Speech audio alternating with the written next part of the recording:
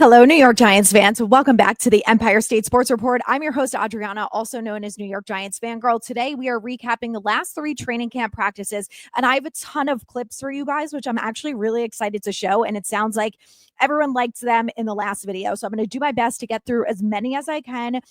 And I tried to focus on things that I knew you guys were looking for. So offensive line battles, I have some Neighbors catches, I have some Darius Slayton, I have some run defense, I have some running plays, I have some Jaxson Dart reads. So we're going to go ahead and get right into it. And then I'm going to talk through some of the highlights and things that I saw. So let's go ahead and start with this. This is a rep that I have here between James Hudson and Abdul Carter. So you can see them coming in from the side.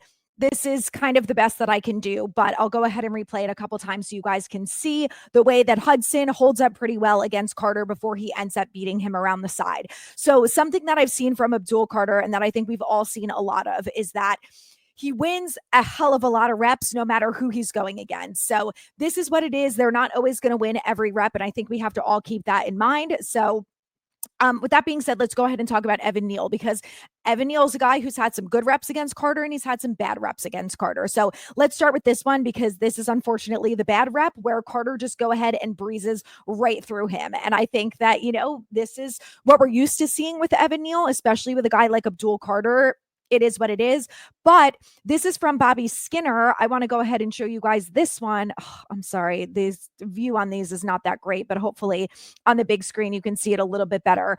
But you can see how this time Neal does a much better job holding up against him. So I think that's important, right? Is that as the plays goes on, he's not going to win every rep. It's the same thing with all of our offensive linemen. They're not going to win every rep, but there are going to be some good ones and there are going to be some bad ones. And the fact that he can hold up in a rep against Abdul Carter is extremely important. I think we all know that. So with this one, I want to go ahead and show you Marcus Bowe, because there's been some questions about the rookie offensive lineman that the Giants drafted this year. This I thought was a pretty good rep against Elijah Garcia. So I wanted to go ahead and show you guys this one too. So we'll go ahead and watch it again here real quick. He's number 71 on the outside. And look, he does a pretty good job holding up against him. So I have some clips too that I want to show about Bowe when he's on the field as well. So let's continue on briefly with the offensive line while we're on the topic. So I will say that they as a whole are better than what I've expected, especially James Hudson. I don't know why I expected him to be Evan Neal 2.0, but he's not. And something that Dable said when he talked about him is that he has an edge to him and he's really tough. Sometimes so much that he's even hard to make him smile. And I know we all hear like, oh, smart, tough, dependable, well, whatever. But we see it in the guys that they have brought in the last 2 years specifically. We've talked about it with Malik Neighbors. He's a dog. He only cares about winning. You see it with guys like Tyler Nubin and Drew Phillips and Abdul Carter. And, so many players on this team that they have really made that a focus. And I think it's time that we're actually seeing it develop on the field. And, we'll get to Kayvon when we talk about the edge rushers, but he's another guy who I think has a renewed sense of focus this year. And maybe it's because they drafted Abdul Carter. Maybe it's because they picked up the 5th-year option. Maybe who knows what the reason is. But I think that there is a new sense of focus in the building. And we've heard this from national reporters, people like Kay Adams and Mike Garafolo, who have been at Giants practices, and they said there is absolutely a new type of energy here.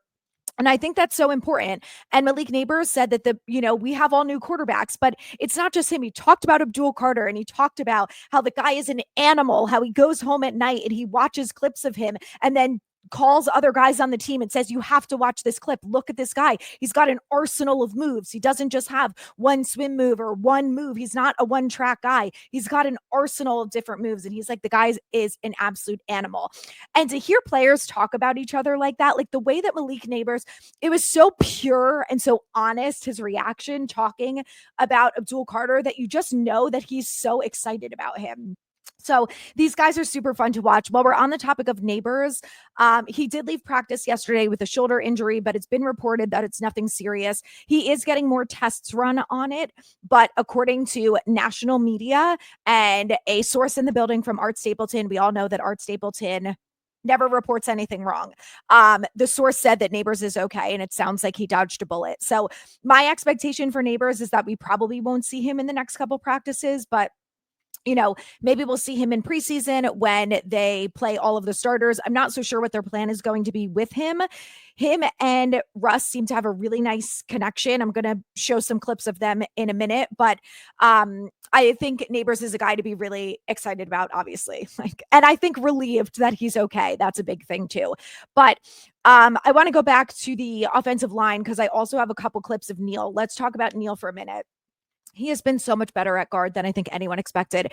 And the one thing that I really haven't heard talked about is when Neal was at tackle, a lot of our biggest complaints about him was that he somehow always managed to be on the ground. Like the play would not even be halfway over and he would just be on the floor, like on the ground, on the field. And something that I've noticed with him at guard is he's a lot harder to take down and he seems more balanced on his 2 feet and he's got that better center of gravity, whatever it is, that makes him seem like he's able to stay in one place and hold his own, whether you saw it in the one-on-one battles or in actual plays. So he's done a nice job. He spoke to the media and, him and Dable, they both sound like he's in a really good place. Dable said that Evan Neal is focused on the team. He's doing what he can to be the best that he can be. And, Neal said that he feels like he's in a good spot and he likes being at guard. So I think it's a good start.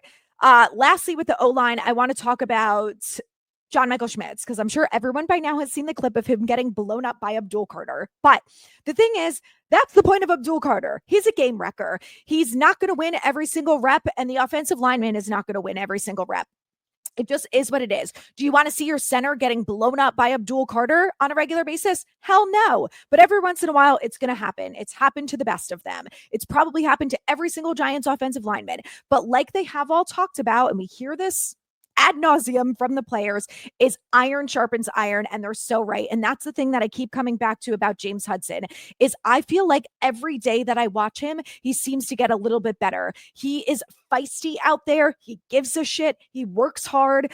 And, he's tough going at it with Kayvon and Burns, and he is not going to let them win every time. So I feel good about having a guy like that on the team to replace Andrew Thomas. When we talk about the fact that this offense literally sucks without Andrew Thomas on the field, looking at it now this year, the fact that we have James Hudson out there as opposed to Joshua Zudu or, moving Jermaine Illuminor and then the right side faltering, like it's just going to be such a better situation to have James Hudson there. Is he Andrew Thomas? No, hell no. No one is Andrew Thomas, but he's going to be good enough to help this Giants team move the ball. And I think that's the most important thing. Do I want to see him week 1? Absolutely fucking not. I want to see Andrew Thomas out there, but I think that at least we're in a better position at left tackle from a backup perspective now than we were at any point last year. So I think that's something that needs to be discussed. So with that being said, let's go ahead and move along to Jaxson Dart, because I hear a lot of questions about Jaxson Dart. What does he look like?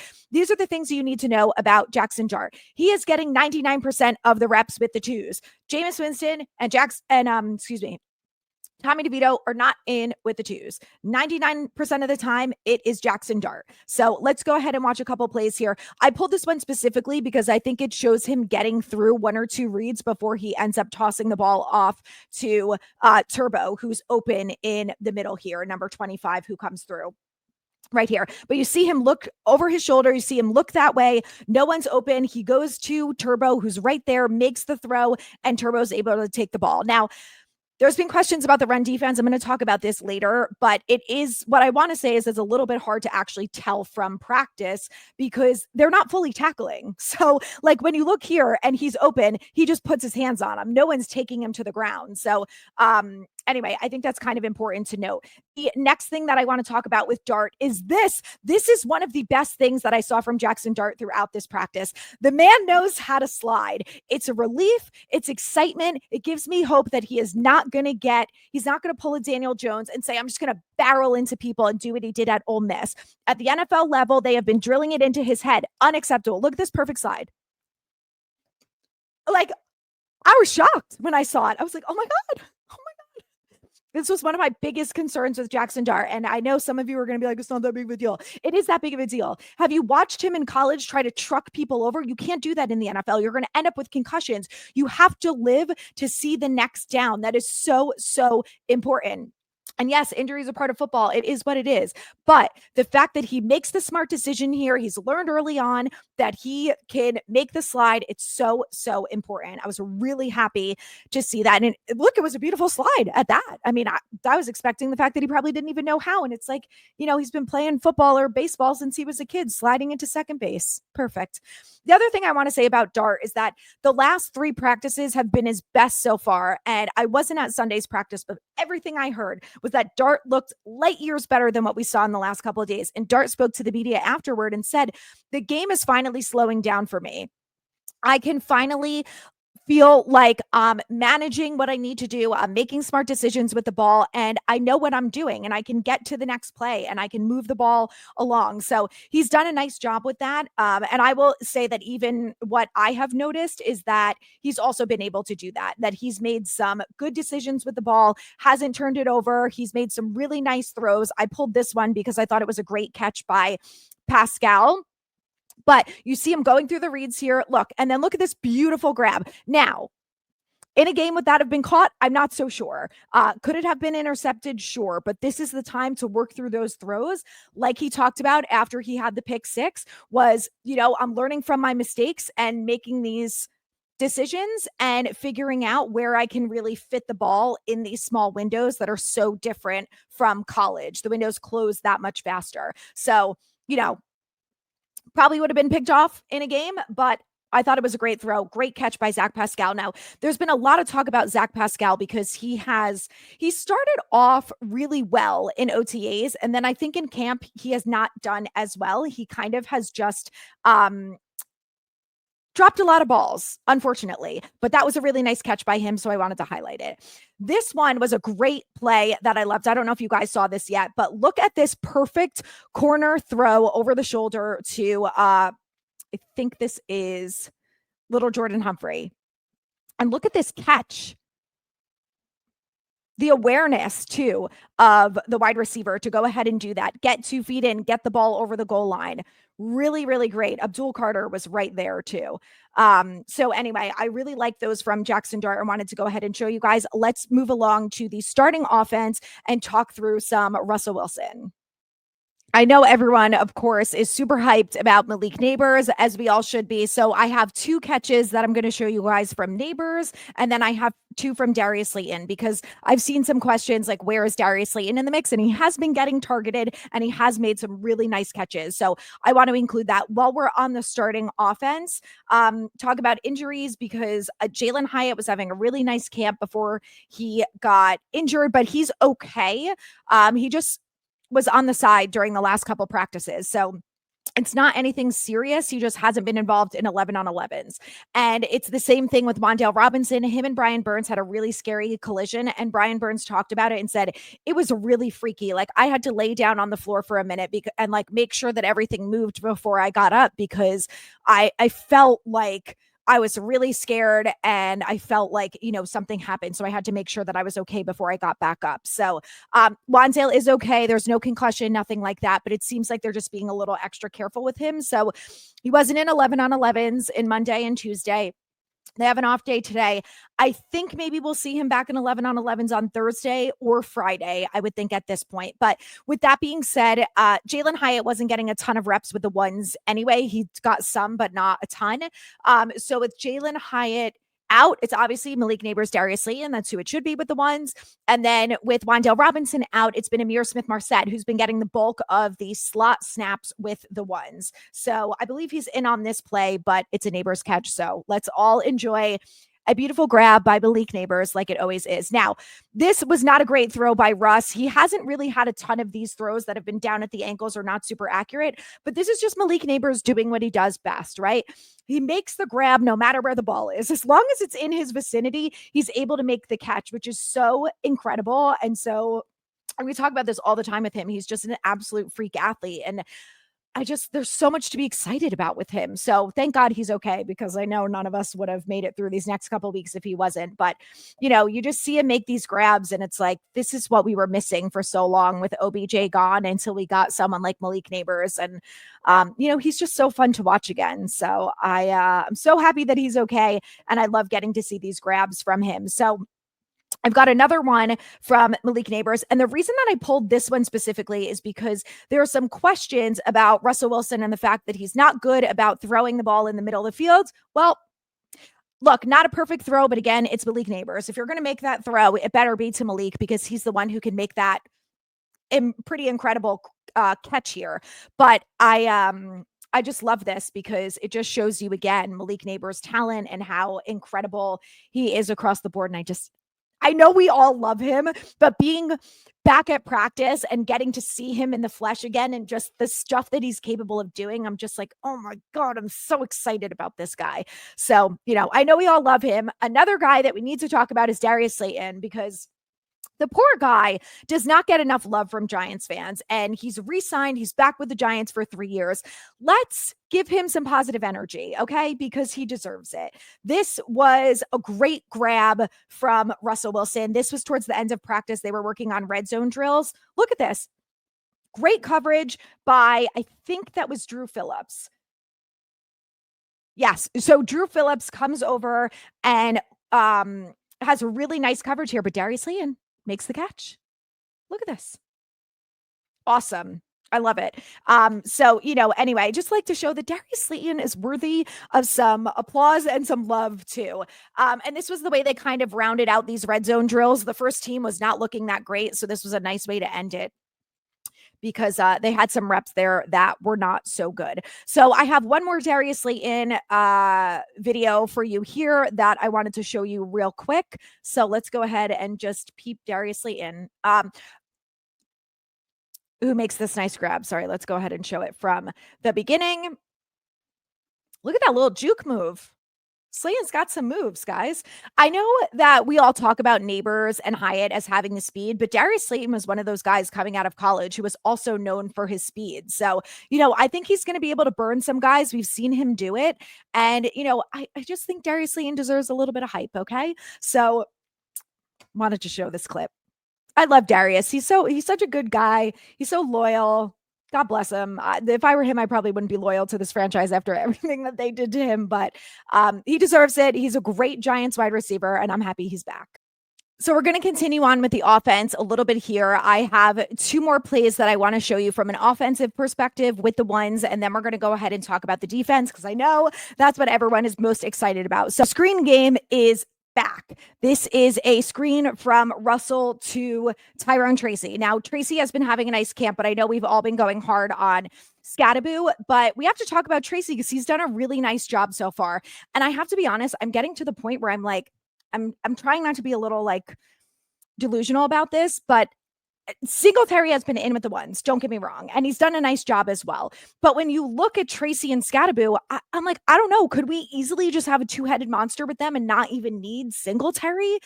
It's nice to have the third back. If they keep the third, they will definitely keep him, I think, probably over Turbo, even though Turbo has had a nice camp as well. He's been getting some good reps with the ones, and he can play on special teams, but Tracy has done a really nice job. Him and Scattaboo have both caught almost every single pass that's come their way. And, I just think that this has been a good indication of what this offense is going to look like this year. And, it's exciting. It is very exciting. And I know we've all complained that like we can't run a successful screen since, I don't know, 10 years ago, maybe. So I think it'll be nice for us to be able to bring back the screen game and, have some success there because there's so many other teams that do it so well. And the Giants used to do it well. Why can't it be us, guys? Why can't we do it again? So, all right, wanted to show you guys that. Now, I have another catch from Bellinger. So I want to show that one too, because when it comes to the tight ends, Manhurts has really been focused on blocking. I don't think I've seen him be targeted barely at all. It's mostly been Bellinger as a receiver, Theo Johnson, of course, who's going to be tight end 1. And then Dulcich has gotten some reps with the ones. He's had a few drops, but for the most part, he's looked okay. Fidoni has also done a really nice job. Now, Fidoni hasn't really gotten any reps with the ones, but that guy is jacked. Like between him and Theo Johnson, I'm like, these guys can probably bench press like, I don't know, 400 pounds. They're just jacked. Like when you look at his legs and the way that they run, it's very impressive to me that he's as athletic as he is. So anyway, Bellinger has also done a pretty nice job this camp. Great throw by Russ. Russ making a nice throw on the move, too. I know that's something that fans have talked about. Is he's still going to be able to be accurate when he's running because he's older and blah, blah, blah. This on the move, great throw, perfect, right to the target. Bellinger wide open. So I'm not sure on Bellinger. I still feel like Fidone has a better chance of making the roster over him unless they keep 4 tight ends. I think if it's between Bellinger, Fidone, and Dulcich, I think Dulcich is going to be a practice squad guy again, and they keep the other 2. But it's nice to see that from Bellinger. You know, he had such a great rookie year with the Giants before he had those injuries that were so disappointing.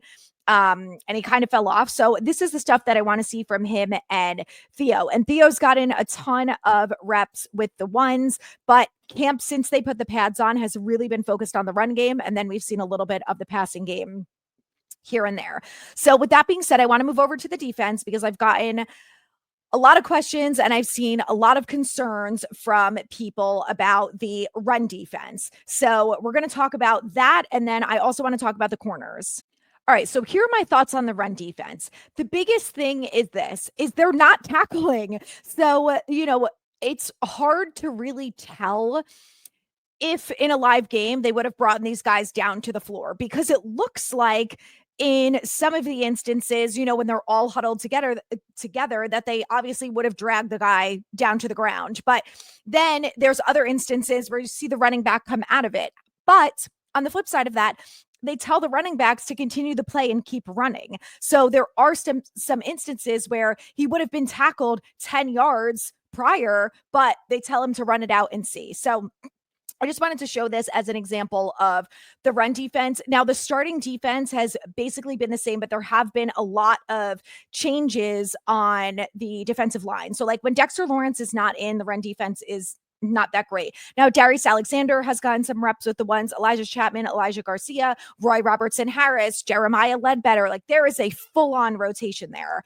And there's a lot of guys getting reps. But again, like if you watch this play, if you look at Micah McFadden, where he comes in 41 right here, like would he have tackled him in the live game? It looks like he maybe would have missed him, but it could have just been a really nice run play from the back, who I think was Tracy on this, or it could have just been bad tackling skills from the defense.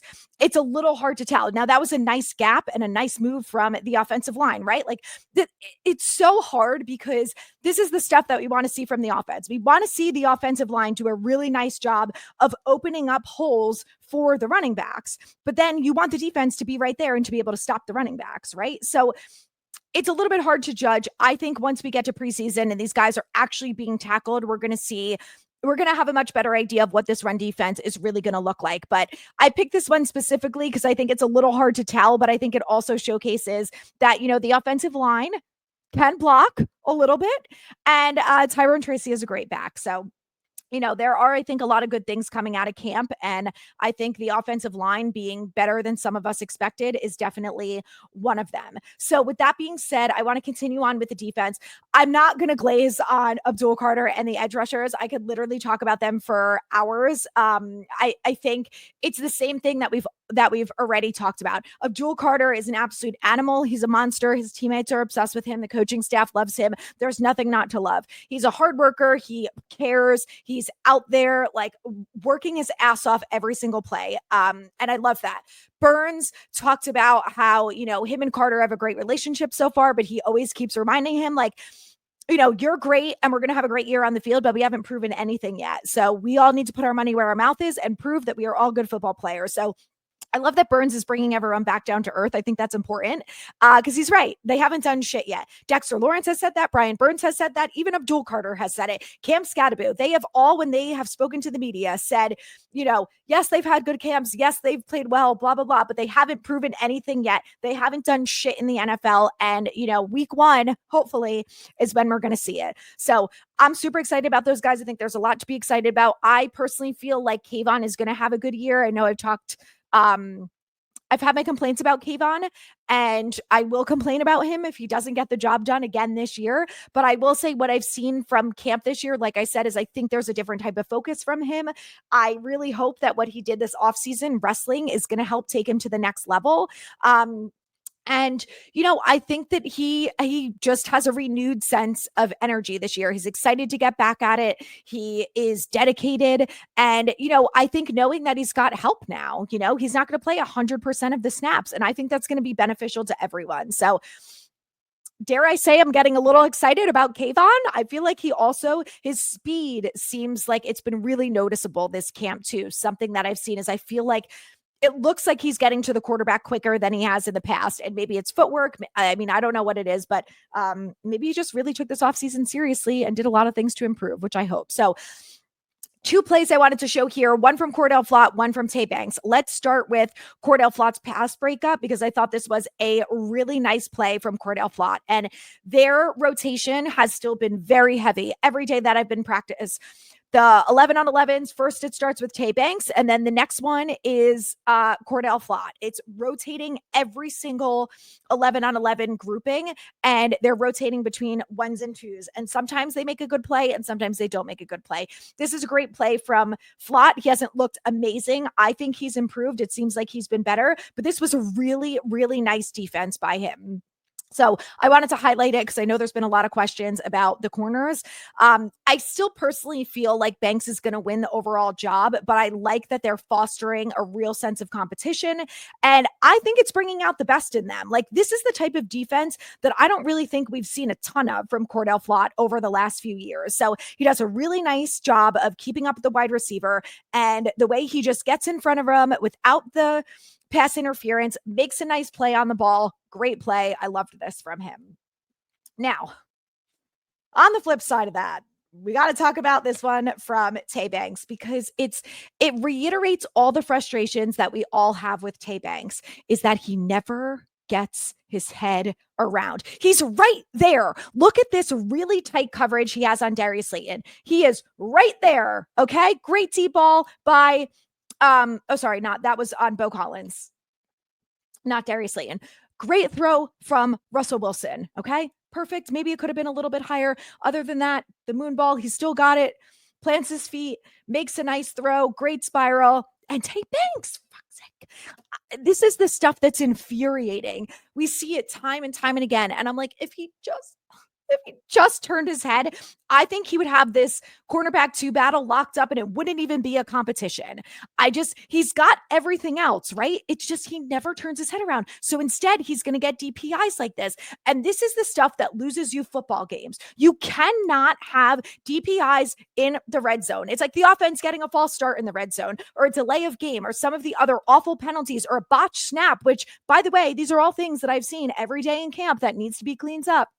And Dable lost his shit with the false start in the red zone drills, which he should. He needs to lose his shit on this stuff. Like, that's the stuff that's unacceptable. Okay. We are a week into training camp. Get it together. And, with Tay Banks, it's just really frustrating. And you just wonder if he's ever going to learn, right? He's got new coaches. He's dedicated. I've heard nothing but glowing reviews from other players on the team, from the coaches. Dexter Lawrence, completely unwarranted, says that Tay Banks and Cordell Flott have been more vocal this year than they've ever been. Stuff like that. It's like, he's invested and he wants to be good. And it seems like he really cares this year. And the one thing that if he just improved it, I really think he'd be CB2 and there'd be no question here. It's very frustrating. So that's where we're at with the defensive battle there. I think it's going to continue into the preseason. I'm excited to watch it. It has been fun to watch these guys going at it. Like we, keep saying iron sharpens iron. I think it's a good thing. So there is still a few days left of training camp. So let's talk about what's coming up. So the Giants are off today, Wednesday. They are back at practice Thursday, Friday, Saturday. I will be at Thursday and Friday's practices. They are off Sunday. They have a public practice on Monday. That is one of the last practices that's open to the public. I will also be there. And then there are no more public practices until August 13th when it's Giants versus Jets at MetLife. And that, I think, is going to be a really good test. Before that, they play a preseason game on next Saturday against the Bills. We'll see what they end up doing. I'm really curious. I think we're going to see Jaxson Dart in the beginning, and maybe we see Russell and the starters towards the end of preseason. So they play much closer to the beginning of the regular season, which is probably important. But who knows? We'll see what Dable decides. And then, but that Jets practice, I think, is going to be really interesting because Aaron Glenn comes in You hear from the players how he's so much more physical and the practices are different and this and that. And, obviously they're going to say good things about Aaron Glenn, but he does have that type of reputation, right? Like he was a coordinator under Dan Campbell. And I'm sure that that's one of the reasons why Campbell loved him is he likes that physicality. He likes that toughness. So I think how the Giants match up against the Jets in that joint practice is going to be very telling. Now, we've had practices in the past where last year even Dan Campbell said we were not ready for the Giants whipping our ass during a joint practice. And we all came out of that being like, oh my God, the Giants are going to be good. And then they won 3 games. So it doesn't always translate, but I do think it will be an interesting indication. And I think it's going to be good to see these guys actually just go against other players as opposed to going against each other every single practice. And I'm sure there's probably going to be at least one fight, but that's what we have so far. Thank you guys so much for listening. I will be back on Friday afternoon. I'm going to recap Thursday and Friday's practice.